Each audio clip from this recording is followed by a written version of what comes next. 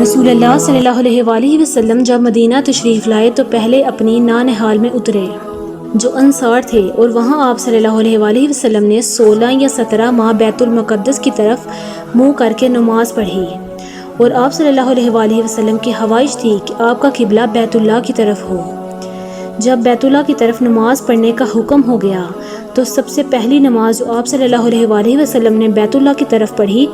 عصر کی نماز تھی۔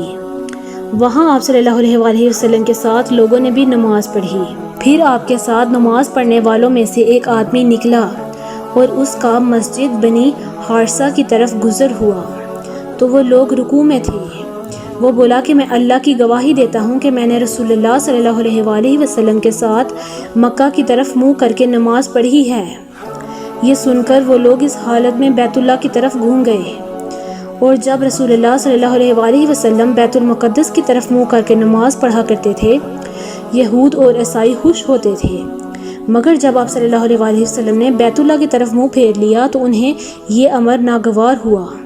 ظہیر کہتے ہیں کہ ہم سے ابو اسحاق نے برا سے یہ حدیث بھی نقل کی ہے کہ قبلہ کی تبدیلی سے پہلے کچھ مسلمان انتقال کر چکے تھے، تو ہمیں یہ معلوم نہ ہو سکا کہ ان کی نمازوں کے بارے میں کیا کہیں۔ تب اللہ نے یہ آیت نازل کی، وَمَا كَانَ اللَّهُ لِيُضِيعَ إِيمَانَكُمْ، اور اللہ تعالیٰ ایسا نہیں کہ تمہارے ایمان کو ضائع کر دے۔